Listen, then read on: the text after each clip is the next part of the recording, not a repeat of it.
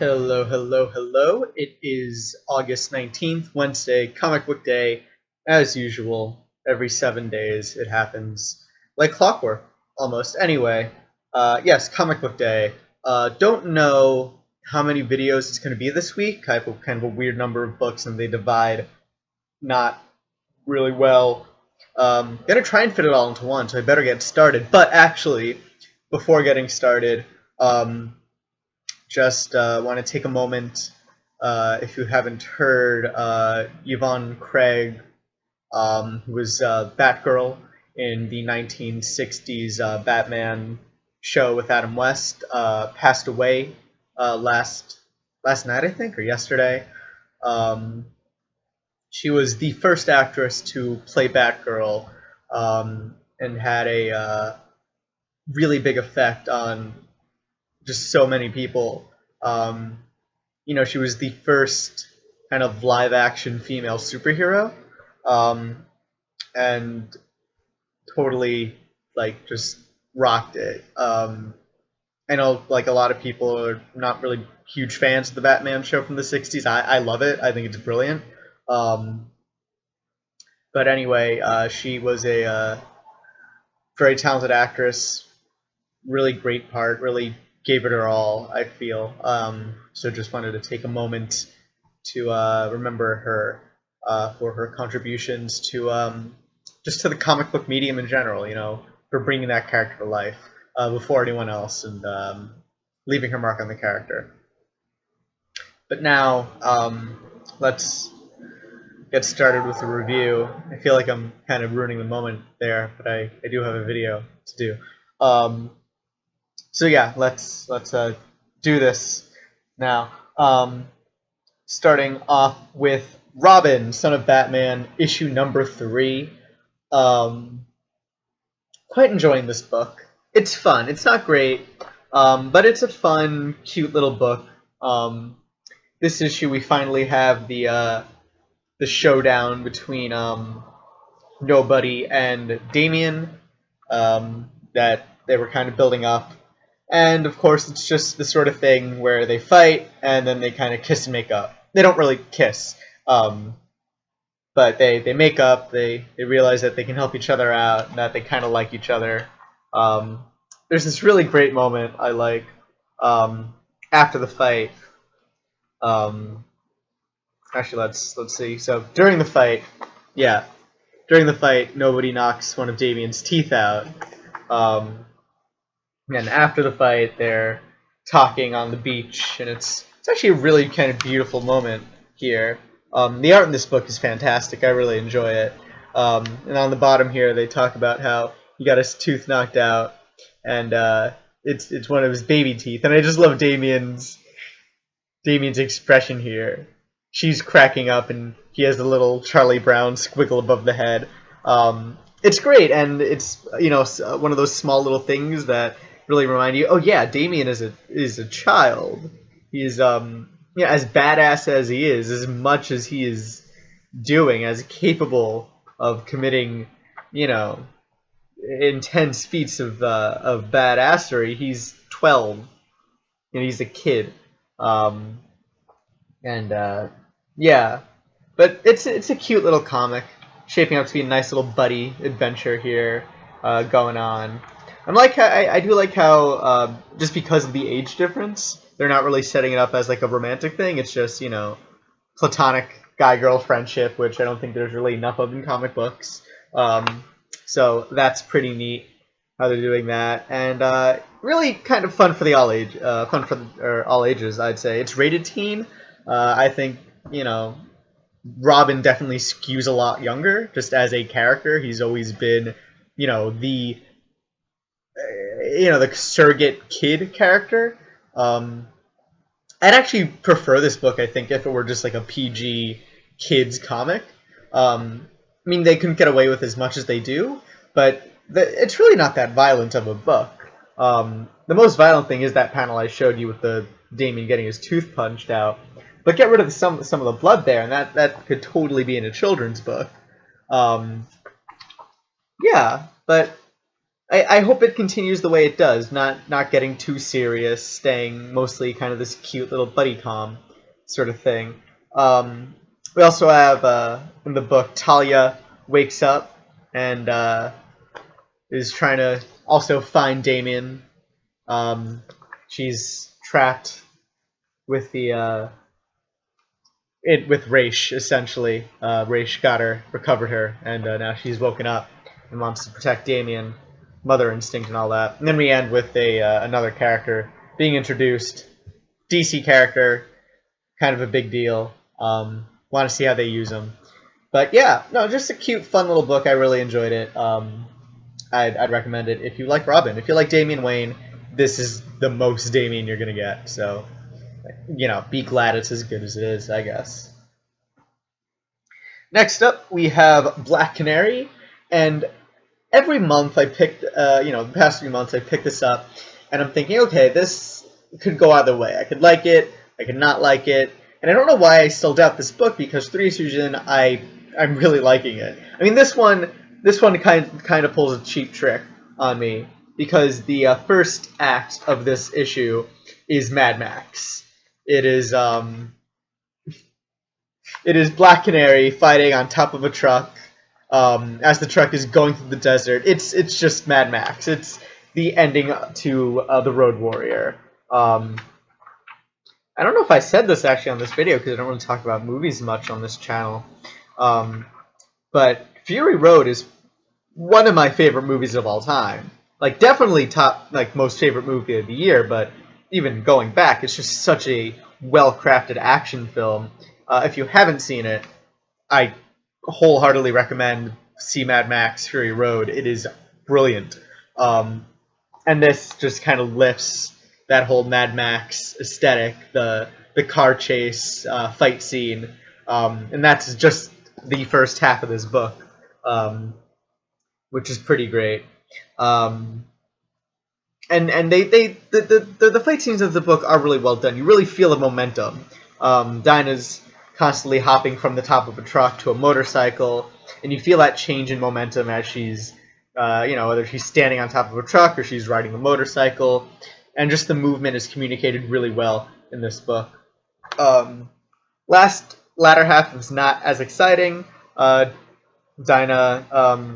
basically reconnects with her husband Kurt, and we get a little exposition as to what Kurt's been up to, why all these people are after Ditto, and then the book ends with another threat happening, which I don't want to really talk about because, end of book spoilers. But yeah, I really got to stop doubting that I'll like this book every month because so far it's been really good. I've really enjoyed it. So that's Black Canary, issue 3. Next up, Martian Manhunter, issue 3. And wow, this book, I mean, I've liked the first 2 issues too, but I was not expecting this book to be this good.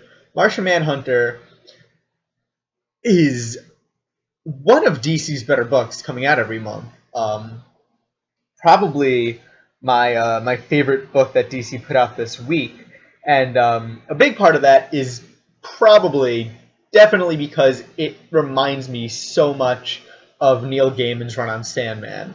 Now, I know I've said this before. Neil Gaiman's run on Sandman is my absolute favorite run on comic books ever. It's 75 issues or something.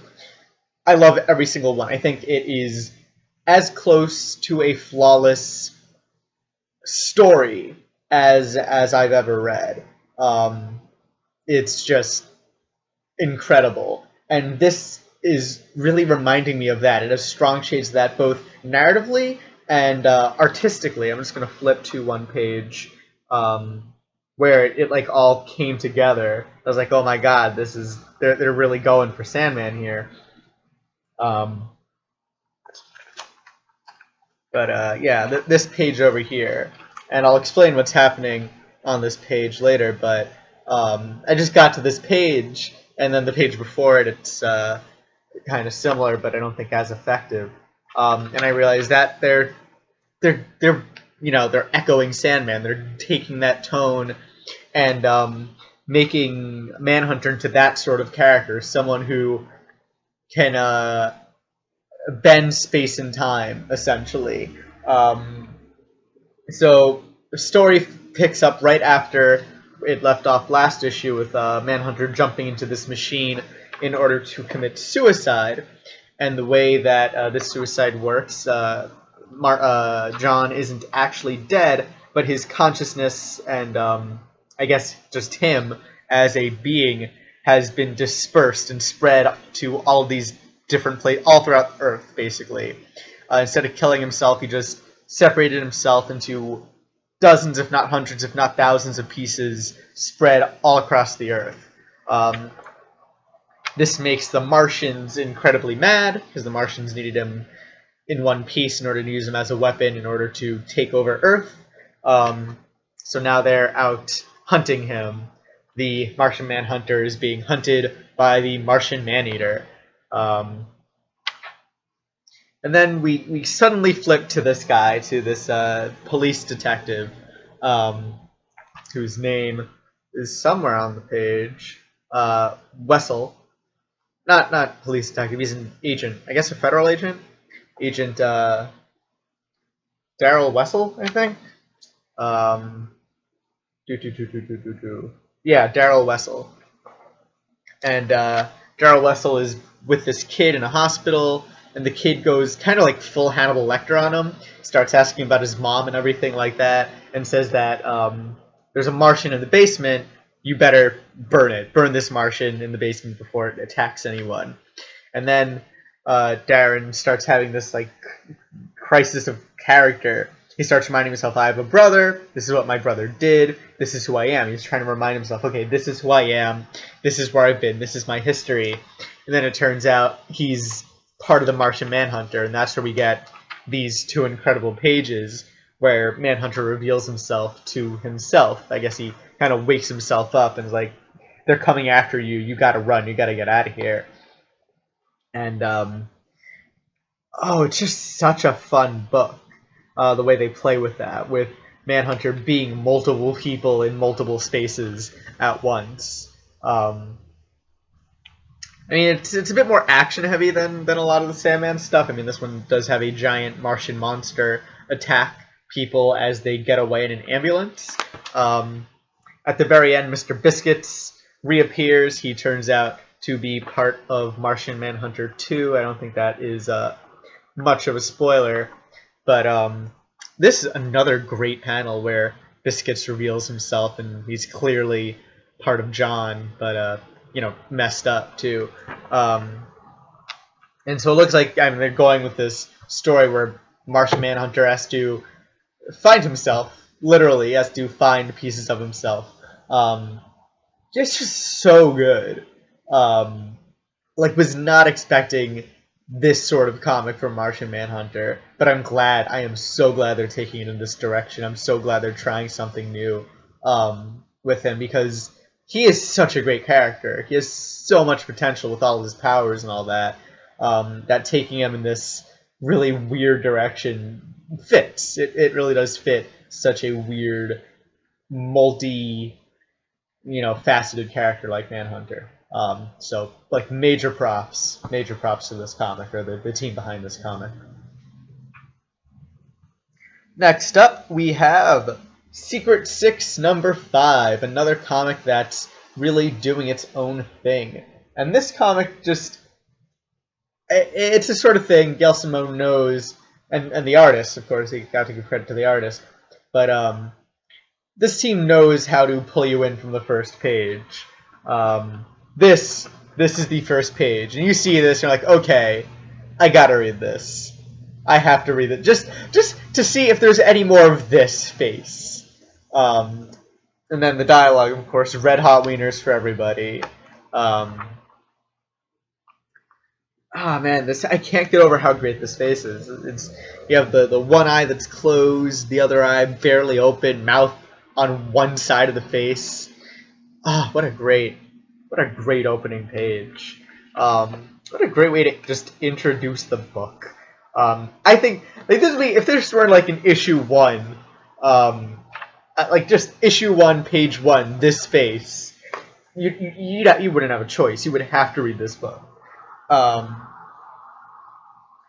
as for the actual story, we're getting a lot of answers. Lots of revelations are coming in this issue. So Blake, Catman, I forget his last name actually. Blake discovers that Big Shot's wife is one of the people who's torturing him all the way back in issue number 1, and goes to confront Big Shot about it. There's a fight. Black Alice reveals that whose powers she currently has, and it looks to be Hawk from Hawk and Dove. Looks like she stole his powers most recently, or is channeling his powers. And then there's a lot of exposition. Big Shot finally reveals that Mockingbird is the Riddler, um, and reveals that he is, in fact, Ralph Dibny, the Elongated Man, who, if you don't know Elongated Man, he's Mr. Fantastic, but also a detective. So that's his power. He's very stretchy, and that explains how he's kind of hulked out in previous issues. He's just expanding in weird ways. But anyway, the reason that he's been part of this is because Riddler kidnapped his wife. He just wants to get his wife back, and is something.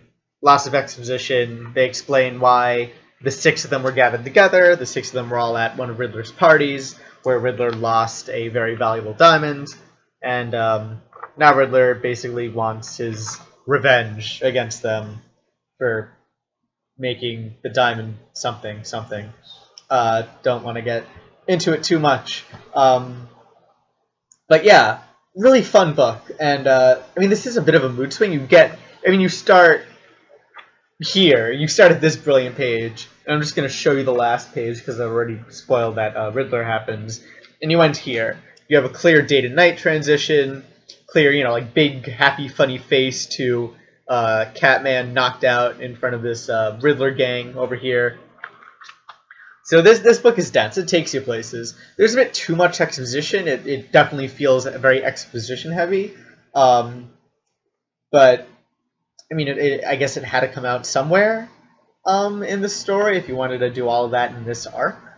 I kind of like. I want to see where it goes, but at the same time, this book has such a transition. It feels like it's just too much. It transitioned too much too fast.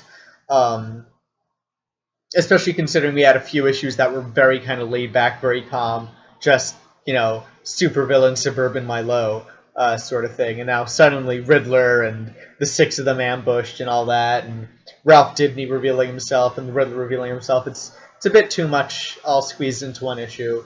Kind of wish they took their time a bit more. I mean, I prefer my comic book stories to be shorter, but in this case, I feel, take their time, really build all these characters a bit more, see how they react to all these revelations instead of just kind of flashbacking to it and then skipping ahead to the present day. But yeah, pretty good book overall. Just a bit of issues with plotting, I guess. And we're already at 20 minutes. How many books do I have left? I have 7 books left. 3 DC books. Do I want to get through? Yeah. Can I do this? Is this recommended? Yeah, okay. We'll try this. Wonder Woman, issue 42, 43. My bad. Let's go through this one quick as possible. Plot summary. Oh, actually, first I want to mention the art. I think we have a new artist. That might have happened last issue, but I'm pretty sure it happened this issue because the first thing I noticed was that everybody suddenly looks really stretchy and a bit off model. It's not bad art. It's very weird. Everyone looks a little longer than they're supposed to, or something. You have this page here. Wonder Woman's flying, and it kind of looks like she's just being pulled from the ground and stretched up. Is it that her head's too big? I'm not sure what my exact problem with the art is, but it's definitely different. This page is okay. This page is fine. But that opening page, Wonder Woman just looks really weird looking. I don't know, just off. Not just me, right? You guys agree. She looks a little off. Don't know. Too tall. Like, she looks like she'd be like 8 feet tall or something in this panel. I don't know, man. Yeah. But anyway, plot-wise, Donna Troy has escaped and gone to London, meets with the Fates, and tries to get the Fates to kill her. She just wants to die in order to pay for her crimes back on Themyscira. Fates revealed that they can't kill her, that they don't have her string, so they can't cut the string they don't have in order to kill her. And then she disappears. Wonder Woman goes looking for her and runs into Aegis. Aegeus? I don't know. It's Greek. Aegeus. That guy. Runs into him. Another ambush, just like we've had in the previous issues. And that's basically all that happens. Donna Troy runs away, tries to commit suicide, fails. Diana starts looking for her, ambush, and that's that. Not much to go. Art looks a bit weird. Very quick little plot. And that's kind of it. Not much to this book. Not bad. Nothing really jumped out that I liked. Nothing jumped out that I didn't like. Just kind of feels like a really stopgap sort of book. Maybe we'll get somewhere next issue. Maybe. I don't know, man. Maybe. Next up, we got Superman, Wonder Woman, and this. Okay, it's not my favorite DC book this week, but it is the one that made me laugh the most. And I just want to flip to one page, and I think it's going to be the only page I show you. I think it's the only page I really need to explain why I like this book so much. This is it. I mean, it gets better. I don't want to spoil how it gets better, though. But Superman meets President Obama. And, yeah. That should sell you. That should sell you on this issue. Pick up this issue because Superman meets with President Obama. That's all you need. Wonderful book. I mean, I don't know what else I could, review the plot. I can explain why, I guess, Superman meets with President Obama. You don't need a reason. But, basically, Superman's wondering why, everyone's after him, which is totally reasonable. And I actually do like, that's another thing I like about this book, is during Superman's visit to the White House to speak with President Obama, he explains why everybody hunting Superman and not trusting him is complete bull honky. He just very calmly spells it out to the president. That there is absolutely no reason that they shouldn't trust him, which is perfectly reasonable because he's fucking Superman. It's what I've been saying the past 2-3 months now.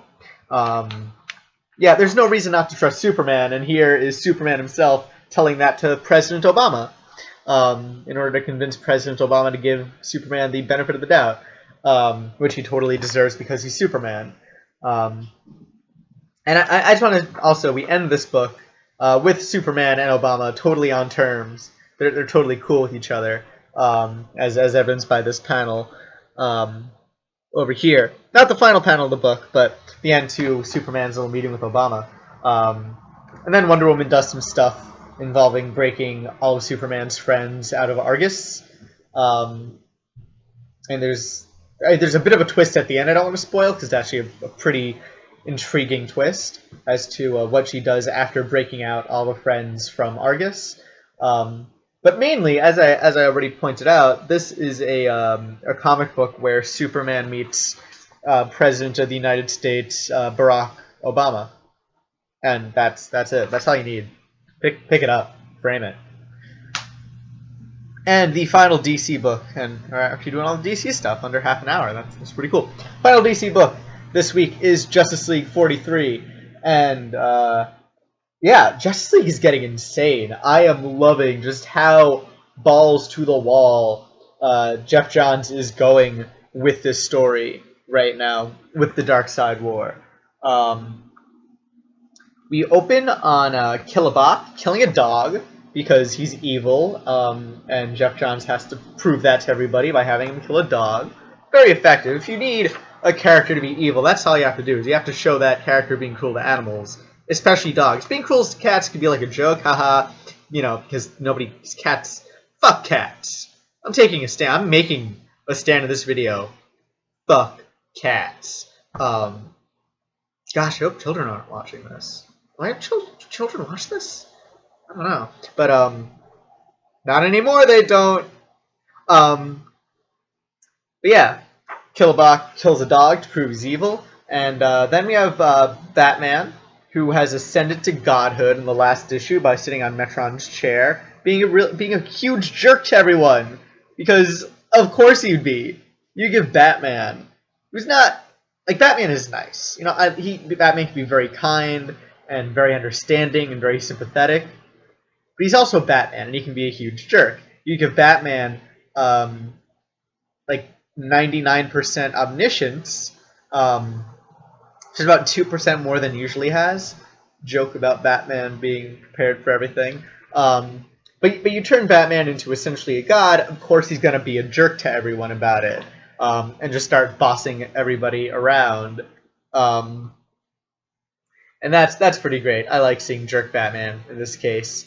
Meanwhile, Lex Luthor and Superman are trapped on Apocalypse, where they are attacked by slaves in Apocalypse, and of course Luthor just wants to kill them all in order to preserve their own safety, and Superman's like, no, can't do that. They're slaves. They're brainwashed. Can't kill them. Nah, not going to do that.